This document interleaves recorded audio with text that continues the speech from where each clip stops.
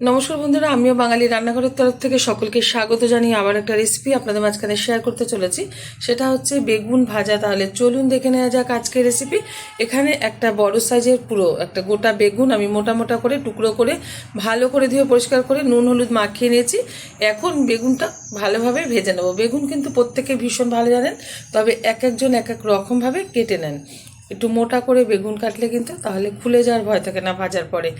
তো এখন এখানে আমি বেগুনটা ভাজার জন্য ওভেনে কড়াই বসিয়ে তাতে দিয়ে দিয়েছি বেশ কিছুটা পরিমাণে সর্ষের তেল। আজকে আমি সর্ষের তেলে বেগুনটা ভেজে নেব। তেলটা গরম হয়ে গেছে, তেলের মধ্যে আস্তে আস্তে করে বেগুনগুলো ছেড়ে ভেজে নেব।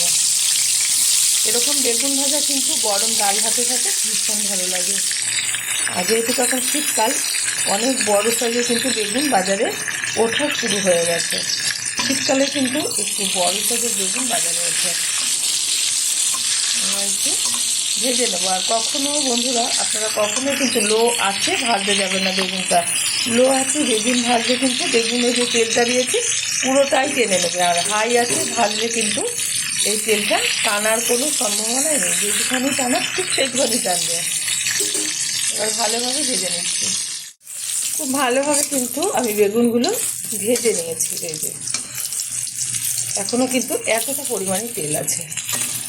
এই জন্য আমি সবসময় বলছি বন্ধুরা, হাই আছে আর একটু তেল বেশি দিয়ে আপনারা ভাজবেন। ছাঁকা তেলে বেগুন ভাজলে কিন্তু বেগুনের তেল খুব কম টানে, আর অল্প অল্প করে তেল দিলে কিন্তু একদম টেনে নেবে।